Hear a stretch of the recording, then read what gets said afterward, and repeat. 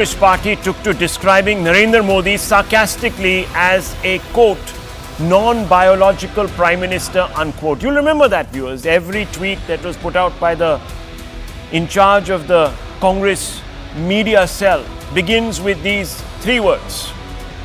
But the pejorative is suddenly looking like a prophecy, especially now after Narendra Modi has pulled off a near miraculous historic hat-trick in Haryana and spectacularly dwarfed the Congress in Jammu and Kashmir. It's a feat of unearthly audacity. Indeed, without exaggeration, the BJP was metaphorically on the ropes after the chastening 2024 Lok Sabha election result. Its first 100 days in office were marked by an unprecedented administrative tentativeness and ideological equivocation. In fact, some substantial policy decisions were rolled back. Many experts wondered if the reduced mandate had caused the BJP to question its own convictions. Rahul Gandhi cockily answered in the affirmative by saying, yes, the Prime Minister has lost his confidence because voters had rejected, quote, Moditwa, unquote, and were turning to the Congress because it was the, quote, guarantor of constitutionalism and the guardian angel of backward classes and castes, unquote. Believing his own rhetoric, Rahul Gandhi predicted a rout for the BJP in Haryana and Jammu and Kashmir. The usual suspects in the Congress suffused ecosystem also wrote the BJP off. But it now turns out that Modi remains a messiah for the masses, especially underprivileged Hindu voters. Dalits and the extreme backward castes or the EBCs have all returned to the BJP in Haryana. Mind you, viewers, for the third time in a state which is not its traditional stronghold. Though, viewers, now quite clearly it is. Even the Jats, who were thought to have been permanently alienated from the BJP, didn't desert the party. The statistics speak for themselves. The BJP, and let me pull those statistics up for you, viewers. These are the hard facts. These are based on the outcomes, the numbers. Rahul Shivshankar doesn't make up anything, viewers, on this show, and that's why I urge you to watch this show, because the hard facts separate the wheat from the chaff. No other channel gives you this kind of detailed analysis. Viewers, the BJP won 21 out of 25 OBC dominated seats, increasing its tally by 3 in the SC reserve seats and most crucially returning 15 of the 30 seats in the Jat belt. Now let me quickly take you through this. BJP won, as I told you, 21 or 25. The takeaway is simple. OBCs disillusioned by Congress's muhabbat for Huda-led Jat lobby came back. Now viewers, this is a party that promises to take everyone along. But when it came to it, viewers, it only championed the interests predominantly of one caste. And I'm talking about, of course, the Congress. Look at hard fact 2, viewers. BJP won, as I told you, 13 of 30 Jat dominant seats in Haryana. The Congress getting 14, gaining 4 from 2019. What is the takeaway? The Congress backs Jitni Abadi Utna Haq, but gave Jats a decisive say. It makes no sense. Let's have a look at hard fact 3, viewers. And that's an important one. BJP won 8 of 17 SC dominant seats in Haryana, gaining 3 from 2019. Takeaway, Congress underperformed with Dalit voters, 6% share gained by even the INLD BSP alliance there, viewers. In fact, in Haryana, the Congress only won 40% of the seats it contested. It's not just Haryana that voted against the Congress, but also Jammu and Kashmir. Here, the Congress party's strike rate was a dismal 15% compared to the BJP's 46%, viewers. All of this points to conclusions that I have spelt out for you. This is how it's breaking down in the states, both Haryana and Jammu and Kashmir. The last one, the BJP winning 19 out of 21 Hindu dominant seats in Jammu, tells you that Hindu voters are aloof from Congress, is a sign of their lack of faith in the party. All these facts have prompted the Prime Minister to lash out hard at the Congress. In fact, Narendra Modi not only hailed voters for unitedly rejecting the Congress party's anti-Hindu divisive brand of politics, as he called it, but also accused the party's poll mascot of lying to the voters. This is what he said, and I quote him: "The policy of Congress is to make one caste of Hindus fight against another caste. Congress knows that the more Hindus get divided, the more it will benefit. Congress wants to keep the Hindu society on fire by any means to make political gains out of it. Wherever elections are held in India, Congress applies this formula. The entire ecosystem of Congress and the entire gang of urban Naxals were busy misleading the public, but all the conspiracies of Congress were ruined. It tried to spread lies among Dalits, but the Dalit community sensed their dangerous intentions. Dalits realized that Congress wants to divide its vote bank by snatching away their reservation," unquote. Listen in, viewers. Congress के एक भी नेता ने आज तक कभी नहीं कहा कि हमारे मुस्लिम भाई बहनों में कितनी जातियां होती हैं। मुस्लिम जातियों की बात आते ही कांग्रेस के नेता पर मुंह पर ताला लगाकर बैठ जाते हैं, लेकिन जब भी हिंदू समाज की बात आती है तो कांग्रेस उनकी चर्चा जाति से ही शुरू करती है। कांग्रेस की नीति है हिंदुओं की एक जाति को दूसरी जाति से लड़ाओ। कांग्रेस जानती है कि जितना हिंदू बटेगा उतना ही उसका फायदा होगा। कांग्रेस का पूरा इकोसिस्टम, अर्बन नक्सल का पूरा गिरोह जनता को गुमराह करने में जुटा था, लेकिन कांग्रेस की सारी साजिशें ध्वस्त हो गई। उन्होंने दलितों के बीच झूठ फैलाने की कोशिश की, लेकिन दलित समाज ने इनके खतरनाक इरादों को भांप लिया। दलितों को एहसास हो गया कि कांग्रेस उनका आरक्षण छीनकर अपने वोट बैंक को बांटना चाहती है। Viewers, this is a massive charge. But does it lack substance? That's the moot question. And once again, let's put the Prime Minister's strident assertion to the test. Does the Congress selectively divide Hindus but spare Muslims? Let's look at the hard facts. Again, viewers, details for you to separate the wheat from the chaff, for you to go away better informed, viewers. There are enough people who will disagree with you and they will say, "Oh, the Prime Minister was trying to, spread some evil amongst us." But no, viewers, there are the hard facts which prove a few things. Let's look at the first one. Congress vows caste census but stalls the release in Karnataka, viewers, the state where it is in power.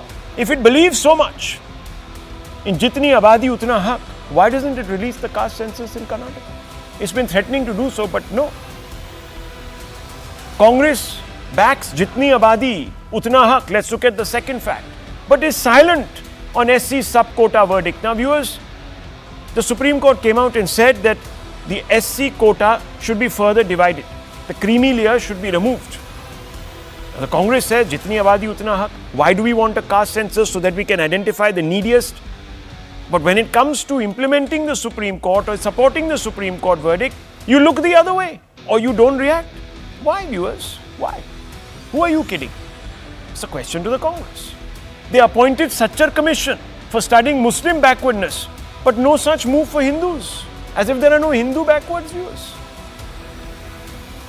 Congress, Karnataka government, under category 2B included all Muslims and classified them as OBC. So the whole community, viewers, and we know that there are caste differences in the Muslim community, but the Congress didn't see it like that. It's only in the Hindu community that it's constantly broken up, viewers. Hard fact 5.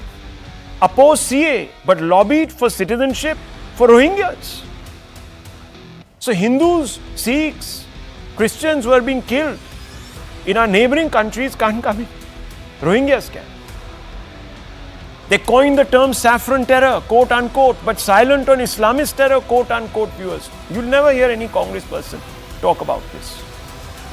Rahul Gandhi, in a famous WikiLeaks cable, was even telling the US that the greatest danger to our society is Hindu terror. Hard fact 7, Mahatma Gandhi, tallest Congress leader, backed sectarian quotas along religious lines, only to be stalled by Dr. Ambedkar, who forged the Pune Pact in 1932 years. Otherwise, we would have had religious quotas just like the British had. Hard fact 8, backed Lingayat separate sect demand in Karnataka but opposed discrimination against Ahmadiyas. So, when it comes to the larger Muslim community who say that the Ahmadiyas are not part of us, no, the Congress said they are. You must stay as one. But here, viewers, in the Hindu Samaj, let's go ahead and separate the Lingayats from Hindus. Hard fact 9, Congress codified Hindu personal laws, but not minority personal laws. That means polygamy and other customs are allowed for minorities, but not Hindus. There's a complete differential. The Prime Minister says Congress divides Hindus on Muslims. Hard fact 10, Muslims' interests protected, but under Article 370, Dalits reduced to second-class status in Jammu and Kashmir. Now, these hard facts prompt some direct questions. First, have the underprivileged Hindus now seen through the Congress party's divide and rule plot? Second, can the Congress party be trusted with securing Hindu interests? And third, does the Congress need to come clean on the motives behind reversing 2 decades of Congress aversion to any caste census? Let's open this up, viewers, without further ado. We have a very impressive panel tonight, very informed panel, and I'd like to get to them straight. I want to begin with you first, Sanjay Jha, who obviously is going to represent a bit of the Congress point of view. There are 3 or 4 worrying things, and you see, you might accuse me of being selective. You might accuse me, Sanjay Jha, of playing even a partisan hand here, etc., etc. So let me actually read to you a paper that you write for, the Indian Express. In fact, I think you just wrote for it yesterday or something like that, right? You sent me that piece and I did read it, a fantastic piece. Congratulations. But let me just read what the Indian Express said today. While the Lok Sabha verdict gave its hopes a leg up, it means the Congress, it may have overread it. It may have sought to counter the BJP's Hindutva appeal with a crude is the word, caste politics that sought to draw us and them lines deeper instead of building larger coalitions and smudging identity politics, if not transcending it. This is the Express first edit today, viewers. And the only reason I'm quoting out of the Express is because it's like the Bible for a particular ecosystem in this country. So Sanjay Jha, it's not just the Prime Minister who's saying that Congress is playing divide and rule, playing with the sentiments of the Hindu community, but the Express, the one that you write for, is saying it. Would you agree now, sir? Rahul, good evening. And if you can give me just a couple of uninterrupted minutes, I think we'll have a good debate. Point number 1, I'm glad you quoted the Indian Express. I can tell you, if you go into the archives, there are hundreds of Indian Express editorials that have called Narendra Modi divisive, authoritarian, a destroyer of India's institutions, and a threat to Indian democracy. And there are hundreds of them. So yes, I don't want to accuse you of cherry picking. I will leave the audience of CNN News 18 to come to their own conclusions. But let me answer your question on Haryana, etc. It's very interesting that you talked of Mr. Modi's speech, but here is the bottom line. Mr. Modi and the BJP did not win Haryana. The Congress lost it, and I think everybody knows that truth. The point number 2, how come nobody is talking about Jammu and Kashmir? You, Rahul, if I'm not mistaken, come from there. And let me give you some hard facts on Jammu and Kashmir. Okay, sir. After all the hype and hoopla over Article 370, Jammu and Kashmir has rejected Mr. Modi and the BJP. You keep selectively picking up data on Jammu, but it's the state of Jammu and Kashmir. And in Kashmir, the BJP got, this is called Anda, 0 seats. And its vote share was less than 5%, if I'm not mistaken.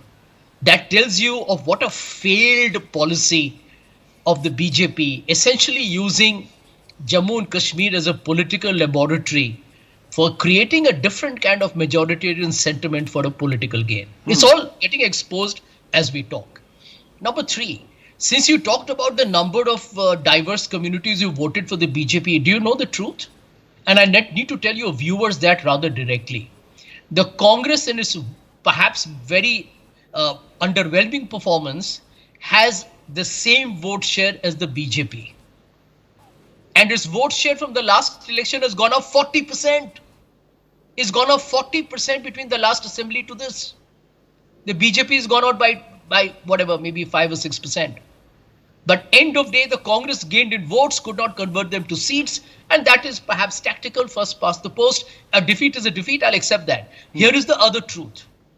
Please, Rahul, do not read into Mr. Narendra Modi's hyperbole and rhetoric, because Mr. Modi has been a desperate man facing a miserable economy, a destroyed society, negative publicity. He's in fact now become an object of ridicule as a U-turn Sarkar, and you all know on the number of items on which Mr. Modi has very sheepishly done a U-turn. So here is the truth.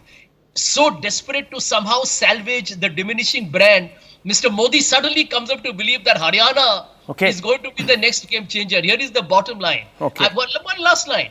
Why I think Haryana is a blessing in disguise for the Congress. I'll tell you why. Okay.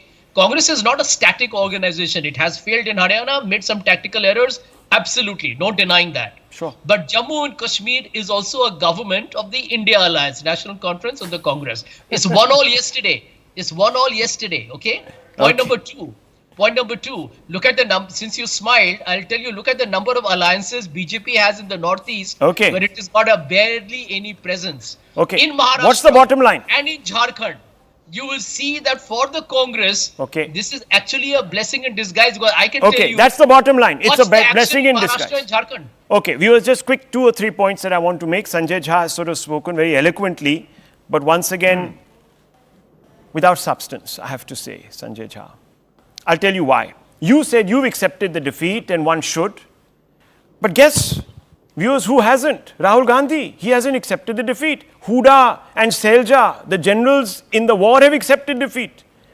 But the Congress High Command hasn't, viewers. They are running to the EC, saying your battery problem has messed up our vote count. Can you believe it, viewers? This is sounding Trumpian. Those Trumpians ran around Capitol Hill, viewers, jumping into Parliament, their Parliament, and wreaking havoc, rejecting a mandate. Can you believe it, viewers?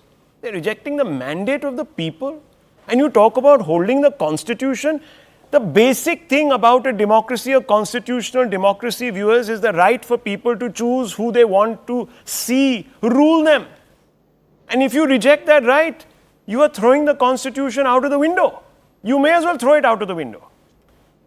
The same Express, viewers, has targeted the Congress party for its wretchedness on this issue. It's written exactly these words, please read them. And there is a massive 3 or 4 page, 4 column article also in the Express today by another camp follower, public intellectual / whatever, who says, you should understand that the BJP, one swallow doesn't make a summer. So there's also that going on, viewers. But nonetheless, chalo, theek hai. Secondly, he says that it's the BJP that has lost. The Congress merely has just, Now, viewers, think about this. Just think about it. A party in a state where it's not considered the favorite comes back not once, not twice, but 3 times with more seats and a more elevated vote share compared to 2019. I don't know if that's not called a victory. What is called a victory? Dr. Anand Ranganathan is here with us also, Pradeep Bhandari and Dr. Raman. Then there's this other point. How conveniently we forget, viewers, when Mr. Modi said NDA has won, they had a problem with it. They said, no. Now you're suddenly remembering the NDA. Today, Sanjay Jha is suddenly remembering the India Alliance after wanting to dictate terms to it. And those same India Alliance partners are saying, Bhai Sahab, please, Congress, don't take too many seats. God knows what will happen to us in our states. So thank you very much. And viewers, one last point that he raised, and I just want to quickly put some context there. Look at the, viewers, audacity here.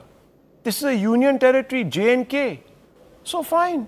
Kashmir said that we want our Article 370 back, but Jammu says we don't. We vote for the BJP. You're going to forget about Jammu? Are there some substandard voters there?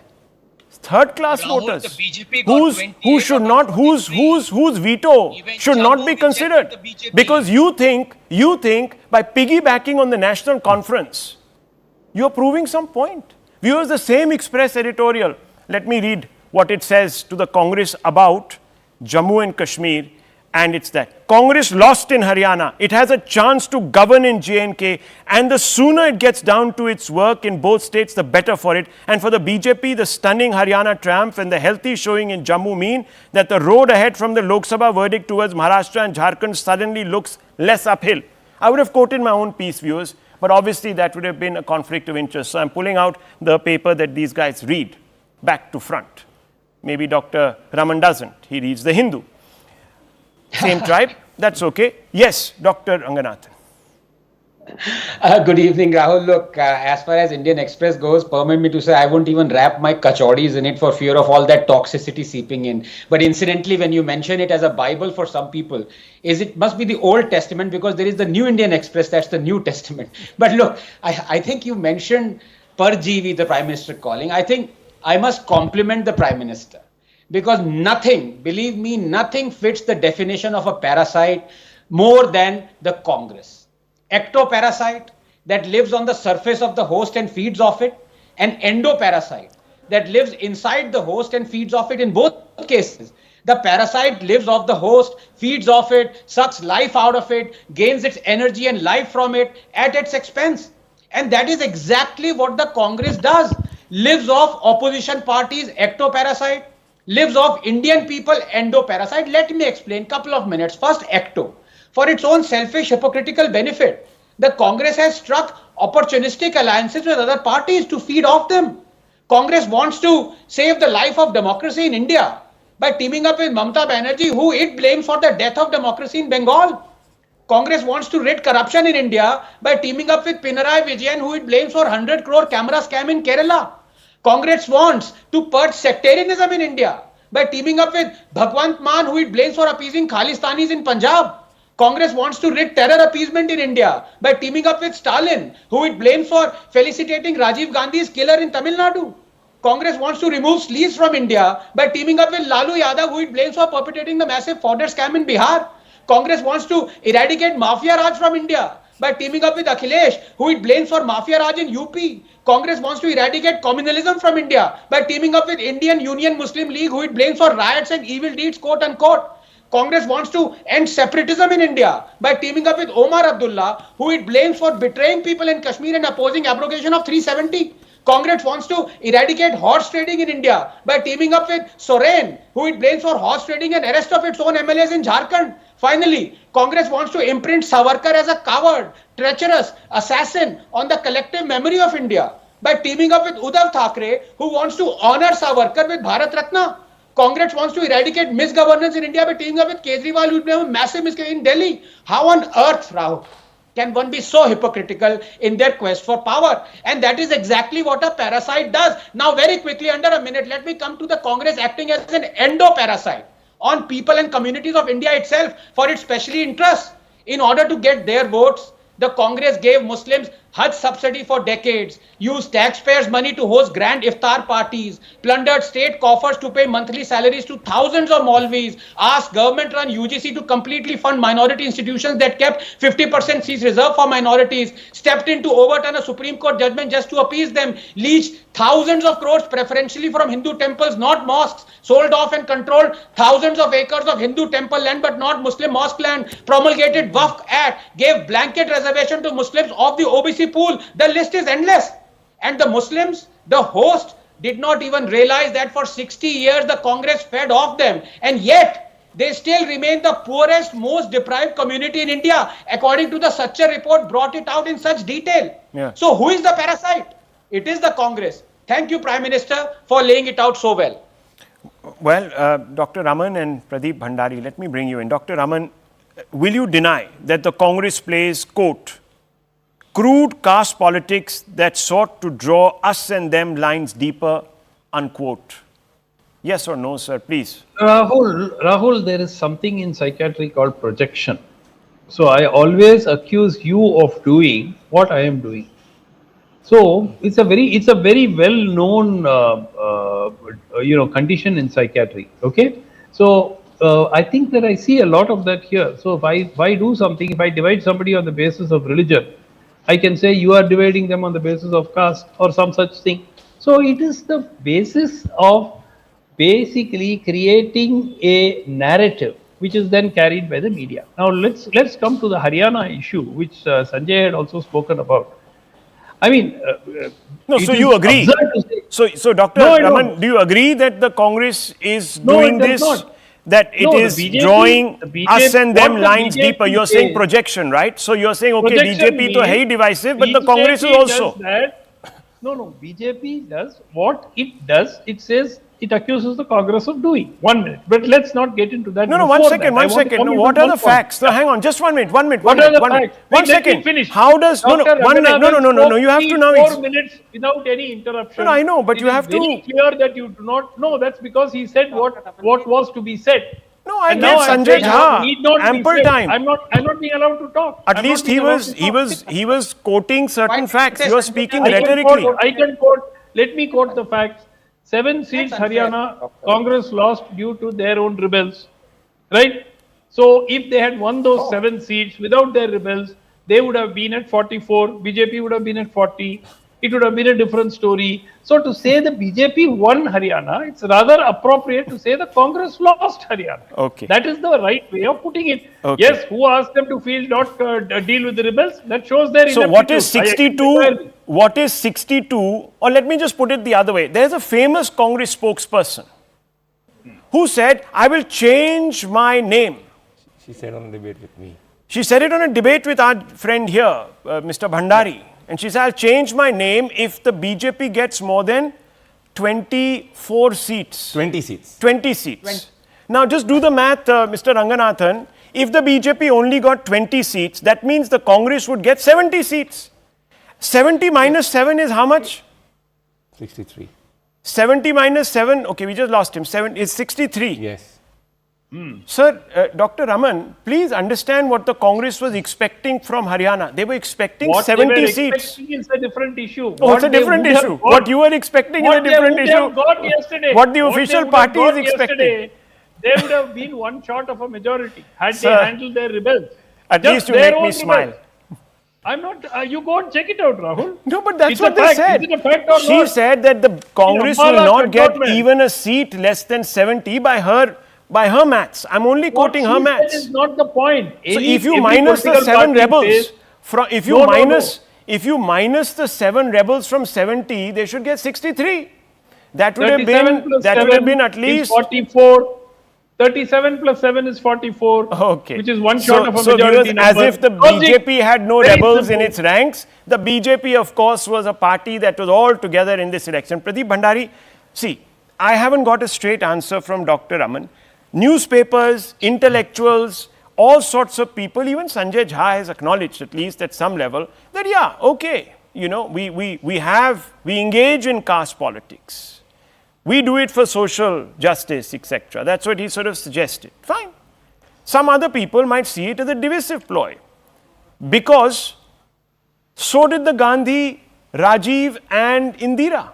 They believed it was a divisive ploy. They said nothing doing, never a caste census because it jaat na paat ki rajniti honi chahiye. Well, Rahul, good evening to your viewers, and I was listening very, very patiently to Mr. Sanjay Jha and Suman. Let me begin by answering Mr. Sanjay Jha. Rahul, this is the tweet of Mr. Rahul Gandhi, and imagine the jealousy of the Congress party with National Conference that when Rahul Gandhi officially speaks about the elections in Jammu and Kashmir, he does not even congratulate their partner National Conference in an official tweet. That is what Dr. Ranganathan was speaking, that the Congress party hates its allies. Priyanka Vadra has not tweeted in the last 24 hours. And Mr. Sanjay Jha is giving us lectures. Now I'll tell you why the Sanjay Jha and others are unhappy. Because divider-in-chief Rahul Gandhi is lost. And I'll tell you why. Let me quote what Curzon, who was the British Viceroy from 1899 to 1905 said. He said that in order to rule India, the only way to do is to divide people. Now I'll prove that Rahul Gandhi is exactly doing what Britishers had to do in before. What was the narrative of Rahul Gandhi before this election? Dalits are with Rahul Gandhi, women are with Rahul Gandhi, Pehlwan are with Rahul Gandhi, farmers are with Rahul Gandhi, Jats are with Rahul Gandhi, and he was going for caste census. Jat ko ladao, Dalit se, Jat ko ladao, non-OBC se, Pehlwano ko ladao, dusro se. That was his entire narrative. Now let us see what has happened in Haryana. We have historically repeated the government for third consecutive time with more seats than 2014, which no government in the past have done. Point number one. Point number two, we have got more Dalit votes than the Congress party has. That is point number two. Point number three, we have dented the Jat-dominated seats which the Congress thought it was sweeping. Point number four, we have got more farmer votes than what we got in the last assembly election, which means farmers are with us. Point number five, all the places where women have voted more than men, the Bharatiya Janata Party is leading with a significant margin, which means that the women have voted us. Point number six, the poor have voted us more than the Congress party. Point number seven, we have swept the urban areas, which means that the poor is happy with the welfare schemes of Prime Minister Narendra Modi, and even the urban aspirational class does not believe in Rahul Gandhi. He believes in Prime Minister Narendra Modi's Viksit Bharat. It does not happen that the party is not even able to cater to poor and is not able even to cater to the urban areas. That is what Rahul Gandhi is. Now let me tell you, this is not just a limited phenomena. Since 2011, Rahul Gandhi's Congress has not even repeated a single state government. झूठ का गुब्बारा एक बार चल सकता है, दो बार नहीं. Tell me one state government where Congress parties form government for 2 consecutive times. Not even once. The BJP has done it in Haryana, BJP has done it in Madhya Pradesh, BJP has done it in Gujarat, because we follow development politics. So the pro-incumbency thing is the Bharatiya Janata Party. Anti-incumbency Sanjay Jha. एक बार झूठ बना सकते हैं, दो बार झूठ बना सकते हैं, तीसरी बार नहीं बना सकते, तो दूसरी बार भी जनता को झूठ नहीं बना पाते. That is the reality. Now let me quote another point. Please look at what happened. The Congress party was saying, was not even giving us 10 seats, Rahul, not even 15 seats. We've repeated historically. Now let me come to Jammu and Kashmir. Rahul, the Congress party has got lesser seats than the independents in Jammu and Kashmir.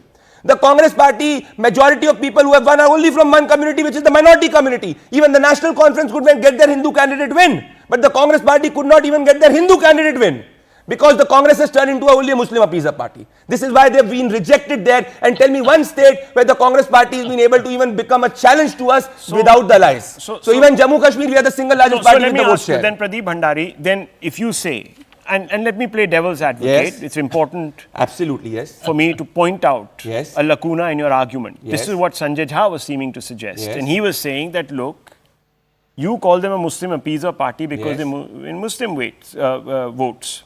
Would you therefore say that you're anti-Muslim because you don't get Muslim votes, not No. even in Haryana? Just a question.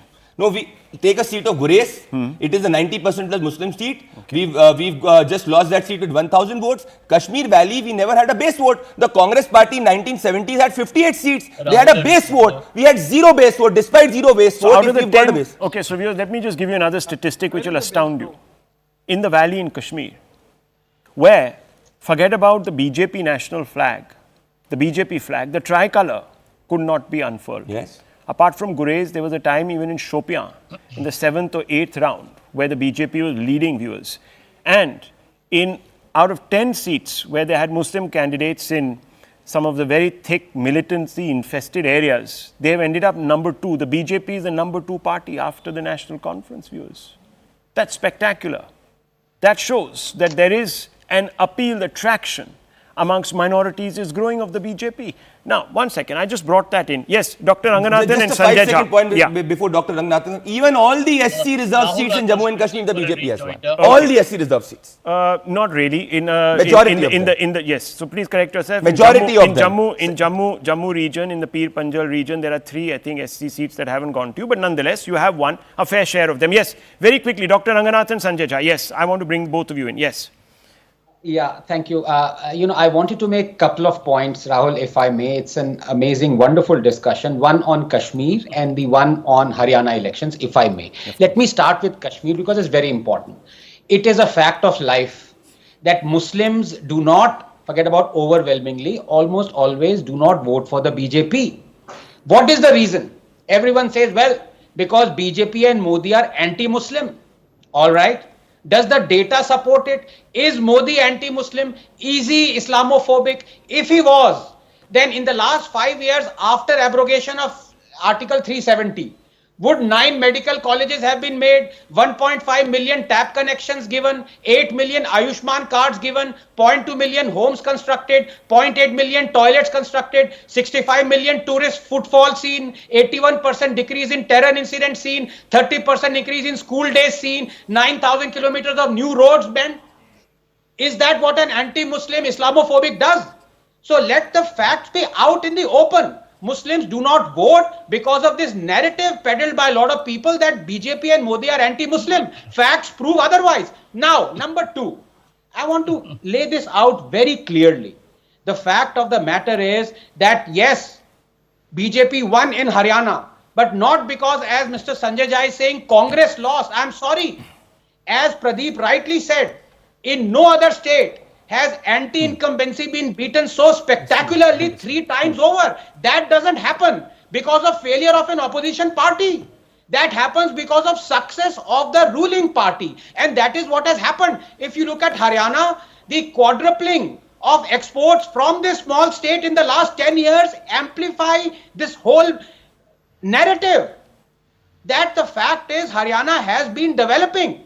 As I say, now the fact of the matter is very clear. The Congress did not learn from the BJP. But Rahul, just 30 seconds. Has the BJP learned from the Congress? And this is interesting. Yes, it has. Because it has resorted to the very things it was mocking the Congress after the 2024 Lok Sabha election. It has resorted to large-scale freebism and revenue on an unprecedented scale in Haryana that has already a debt of 3.5 lakh crores. If you are giving MSP for all crops sown in Haryana, if you have doubled the Ayushman from 5 to 10 lakhs, if you are giving 2,100 rupees to every eligible woman in Haryana, what does that tell you? That tells you that you want to win at all costs, which is what the Congress wanted, and now the BJP is replicating it. And doing better at it. That's called a victory, viewers. That's not called a loss. Or a presumptive loss, or zero loss. Rahul. Now, just 1 second, Sanjay. Maharashtra is around the corner. Okay, sir, it's fine. There'll be more. Maybe we are popping the champagne a little too. No, that's fine, sir. I mean, look, you would have been popping 3 bottles of champagne for Jammu, for Kashmir, and for Haryana, and Delhi in advance also. So, one minute. Flight tickets to the I don't Delhi to visit Rahul Gandhi. He had to cancel it last moment. Okay, but 1 second. I said, no, it's already there. I put it out a week ago, 10 days ago. Okay, sir, okay. It will make no difference. Maharashtra is a much bigger battle. Okay, sir. Haryana We look to Maharashtra also. No problem. Jharkhand is also there. It's a very important state. But ठीक है, कोई बात नहीं. Thank God we have such a great opposition. No, it's fine. It's good. Viewers, it's very good. It'll keep the government on its toes. That's what we all want, isn't it? That's why we gave them 40 less. Yeah. That's what you'll say. So that is what is happening. Now, hang on, Mr. Sanjay Jha, very quickly, because I need to move on. In fact, I should be moving on. I have Mr. Ram Madhav already being sort of patched through. Very quickly, I just want to ask you a question. Just very quick, short 30 seconds, please, response. Please. Rahul, you gave 3.5 minutes to Ranganathan. I know, but I've really run out. I've got another guest. Debate, fine, I can end it here. I can end it here. It's not a fair debate. I'm giving you the opportunity to come in. I'm giving you 30 seconds without interrupting. I gave you a full 5 minutes in the top of the debate. Anyhow, let me very quickly ask you, very quickly. Tell me something. You promised all sorts of caste censuses, caste quotas, expanding the 50%, this, that, the other. You know what I'm talking about. So why are the castes that you promised the OBCs in 21 out of 24 constituencies returning to the BJP? Can you answer this, sir? Yeah. Okay. Now, don't interrupt me for 30 seconds. I will answer it my way. Yes. First and foremost, Mr. Bhandari, the Time magazine called Narendra Modi divider in chief. Divide and rule is your inherent DNA. Point number one. You have swallowed like the anaconda snake all your allies. Look at the state of PDP and JJP and the Shiv Sena and Shiromani Akali Dal. Number 3, divide and rule, my dear friend, is your legacy to India. Okay. Point number 4, can you explain what the RSS leader has done with communal harmony in Goa? Can you explain so, what that so now we are talking about Goa. 1 minute. Now, it's done now. 1 minute is done. 30 seconds over. Now viewers, listen to Omar Abdullah. 1 second. Gentlemen, 1 second. You can't hear the truth, Rahul. Okay, fair can't enough, hear sir. the All of Alliance this is partner, going on. Omar Goa Abdullah will called decide. Mr. 1 second, please. Honorable man. I can't, gentlemen, I cannot allow, I have a guest waiting. I need to go across. I just want to say one thing. I stand corrected on one thing. Yes, the BJP won all SC seats in Jammu, not the ST seat. Yes. So that was sorry about that. I correct myself. Very quickly, viewers, let me move on because a massive chasm has re-emerged in the Union territory of Jammu and Kashmir. While Jammu has voted overwhelmingly for the BJP, the Kashmir Valley has almost exclusively voted for the JKNC and Congress alliance. The voting pattern appears also to be split along communal or Hindu-Muslim lines. Jammu, by voting BJP, has declared no interest in reinstating Article 370 or freeing prisoners, especially separatists, while Kashmir voters have voted in reverse. The Chief Minister will therefore have to reconcile these two differing aspirations and ensure that his office doesn't approach the task of governing the territory from a partisan lens, that is advancing the cause of Kashmir voters above Jammu voters. Now, of course, this holds true for the opposition-led BJP too, viewers, since they will be exclusively really representing, in some senses, only the Jammu people. Now, let's speak to a personality who has guided the BJP's campaign, held the keys to it in the Union territory to determine if the election will make or mar the prospects, the future prospects of Jammu and Kashmir, or will this state turn out into another Delhi, a battlefield between the Chief Minister's office and the LG's office. Let's go straight across. Let's go straight across to Mr. Ram Madhav, who joins us. He's, of course, in charge of the BJP's J&K campaign and has, of course, orchestrated that wonderful success for the BJP in Jammu, though he couldn't replicate it, some would say, in Kashmir. Thank you, Mr. Ram Madhav, for joining me on CNN News 18. I want to begin by asking you, how do you view the dichotomy in the Jammu and Kashmir result? So you have basically been able to deliver much beyond perhaps your previous record in Jammu, but haven't opened your account in Kashmir, getting a total of about 1.8 or 2 lakh votes. Why is this?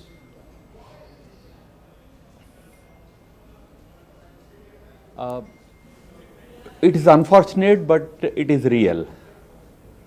There is a dichotomy in this. We secured lots of votes, lots of seats. In fact, all the seats in about 6-7 districts of Jammu, which constitutes the main Jammu area. But we couldn't do well in Pir Panchal region, which is Poonch Rajouri region. We could not secure seats in Kashmir Valley, although we did not expect to win any big number of seats in the valley. That was not any realistic assessment for us even before. But that we could not win, I mean, out of 9 seats, we could only win 1 seat in the entire Poonch Rajouri region. Is certainly something we have to seriously think about, whether we would like to remain keep ourselves as a party of 7-8 districts of Jammu, or we will become a really pan-Jammu party initially and subsequently a pan-Jammu Kashmir party. Of course, going forward, that will be the main mission and challenge for the BJP. Your opponent, Mr. Abdullah, who was speaking to us earlier in the morning, was saying that BJP winning nothing in Kashmir is a sure sign of the valley's rejection of the big move, the big transformative move of abrogating Article 370, the whole process that followed afterwards of political detentions, etc., arbitrary arrests, all of that. And this is, for the first time, the people sending you a loud and clear message that this is not acceptable and that the 5 years of LG rule for Kashmir has been a disaster. How do you respond to that? Before giving some data about his claims, let me tell Mr. Omar Abdullah that it is also a very clear rejection of his politics of Article 370 in Jammu. He could not get a single seat in all the Jammu districts. He could only get his seats in Poonch Rajouri and Doda Kishtwad. He should introspect whether he wants to be the chief minister of only the valley people or Pir Panchal people, or he wants to be the chief minister of the entire state. If he wants to be the chief minister of the entire state, he should also understand the sentiments, the aspirations of people of Jammu. They have totally rejected him and his piggybacking ally Congress party. Now, coming to his claims that the whole valley is behind him, let him remember that he only got 23% popular vote in the state, whereas we secured 26% popular vote. Remember, both of us contested in same number of seats. They contested in about 60 plus seats, we contested in about 60 plus seats. Our seat share was, vote share was, BJP's vote share was 3 percentage points more than his vote share. So, he should not make those tall claims that, the entire valley rejected the abrogation of Article 370. Look at his own somersaults yesterday. Yesterday, on the day of the winning of election, he made such a somersault and said, no, 370 is not at all an important issue for us. What does it indicate? He actually took people for a ride. He used it to mobilize votes. So, let him not take that grandstanding position. He won the election, we congratulate him, we compliment him for the victory, but he should not try to philosophize the election mandate. It is simply a mandate that he secured, part of it due to division of votes in Valley. Valley votes, I have data to support it, at least 10 to 12 seats. Clear division of anti-NC votes has led to NC's victory. Fair enough, it happens everywhere. Secondly, it's on certain local issues that helped him. He take credit for that victory. As I said, we congratulate him, we wish him well in running the government, but not philosophize saying that it's a rejection of center, rejection of 370. No, not at all. No, but obviously it was a very big issue. I mean, this was a national issue of great importance. Would you not like to have had an endorsement from Kashmir? The same could be said in reverse, that the BJP can't only think of itself, as you just said, as a party of a few districts in Jammu and be blind to the aspirations of the people of Kashmir. So that's why I'm asking you, doesn't this concern you that, yes, there were a number of seats where you've ended up on the podium, second or third, no doubt. And there has been, of course, well, at one point you couldn't fly a BJP flag. ISIS flags used to fly, but BJP flag or even the national tricolour would always be sort of marginalized. But today that has changed. But surely you would have liked to cap that with a victory or two or maybe some more. Oh, definitely. Rahul, I clearly said in my first response itself that that will be one of our priorities. May I remind you, Rahul, one thing, that Congress party has been in electoral politics in Kashmir Valley for last 60 years. They entered in 1950s. Today, they could not get more than 4 or 5 seats, that too piggy riding over NC. So, we won't take that long. I can tell you the kind of response that we saw this time during the campaigning. I myself went to some constituencies, I campaigned in one seat, namely Gurej. We lost the election by a very narrow margin of 1,000 votes. Our candidate lost it by just 1,000 votes.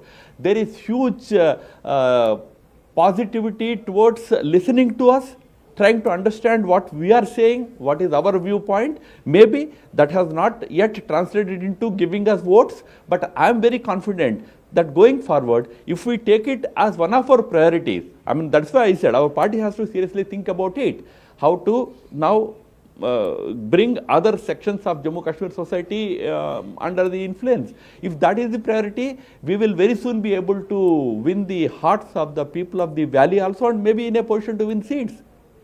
Some say that the state has voted along communal lines. There's a Muslim veto exercised in Kashmir against the BJP. There's a Hindu veto exercised against the Congress JKNC alliance in Jammu. Some say that the BJP needs to offer a lot more than to Muslims than just the hope really of development, etc., that you need to go beyond that to basically make them feel more comfortable about the BJP not being an exclusively Hindu party. How do you respond to those people?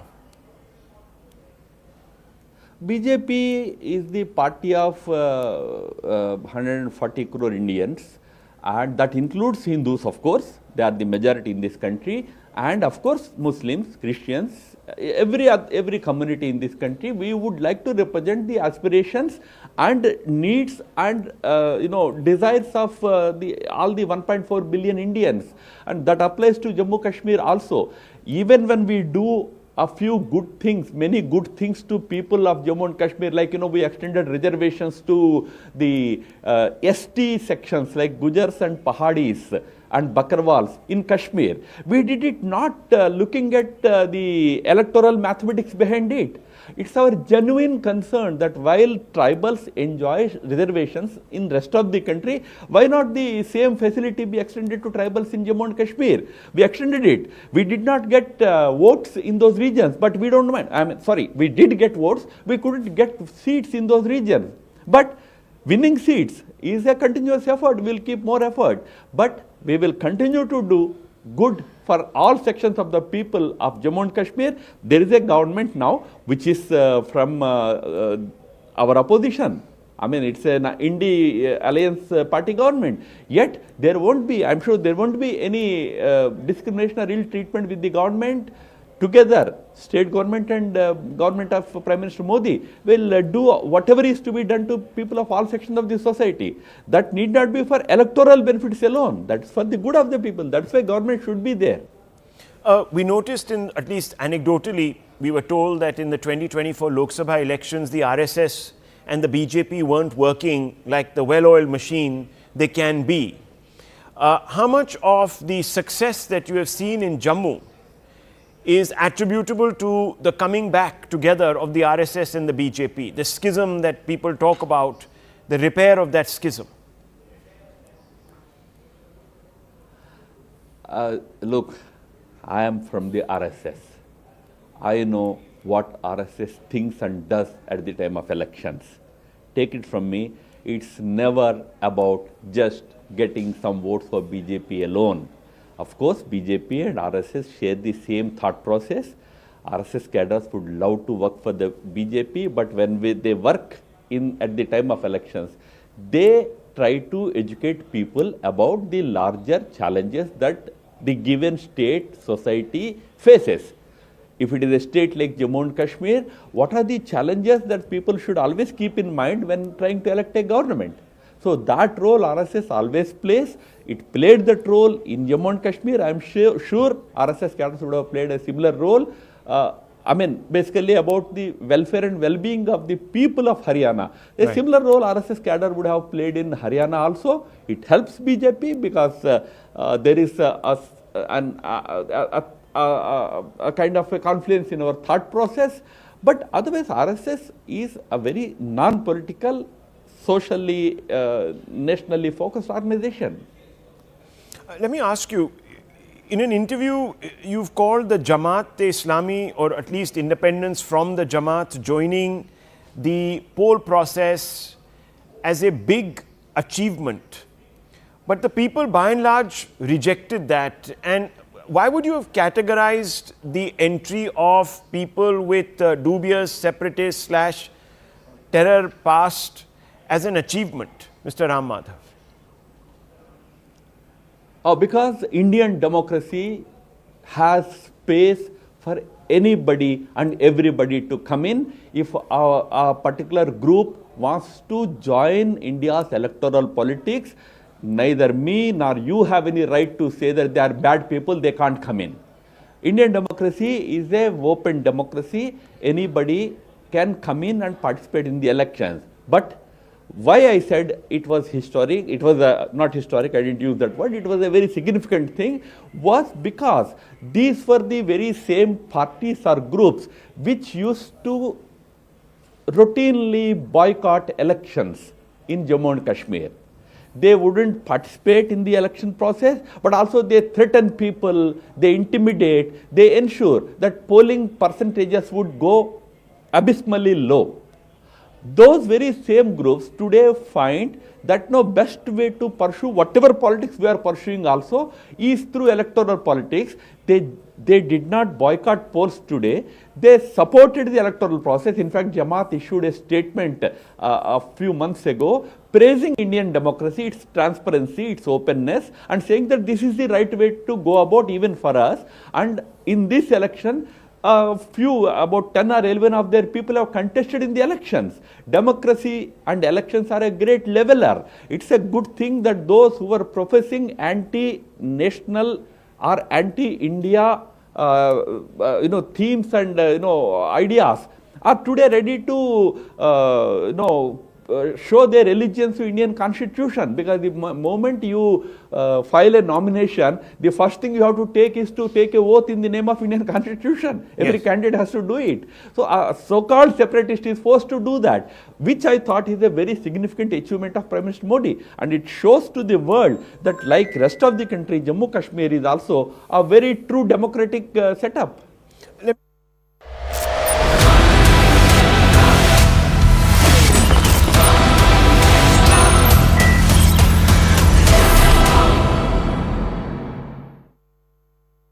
Lights!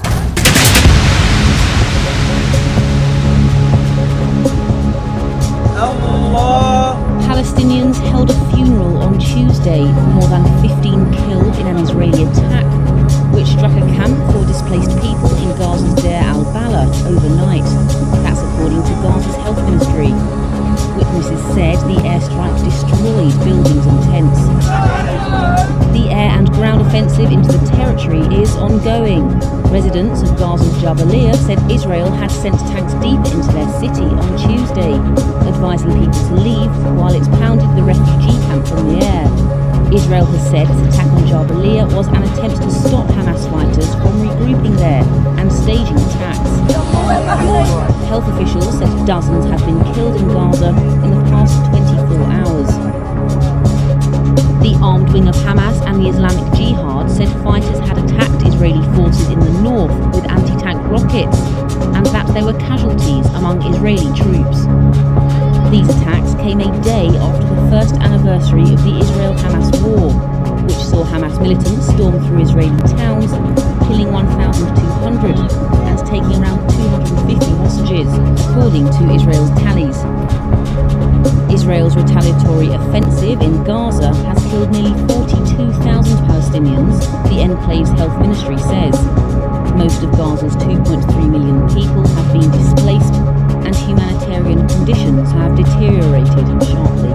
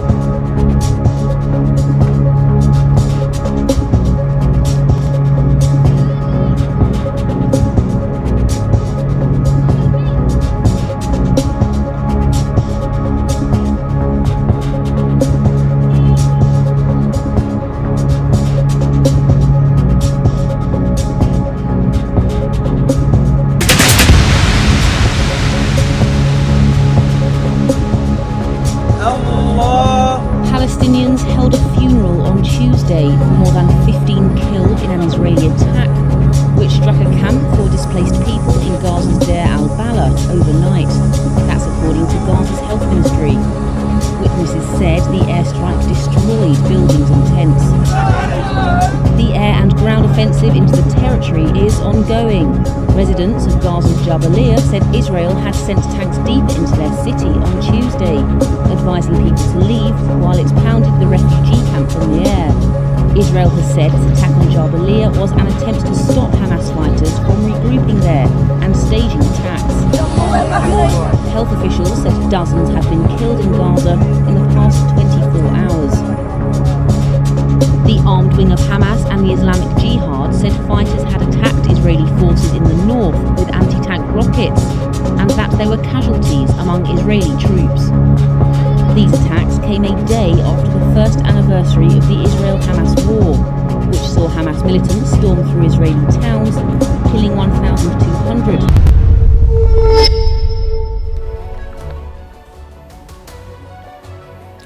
Hello, Namaskar. This is First Post and you're watching Vantage with me, Palki Sharma.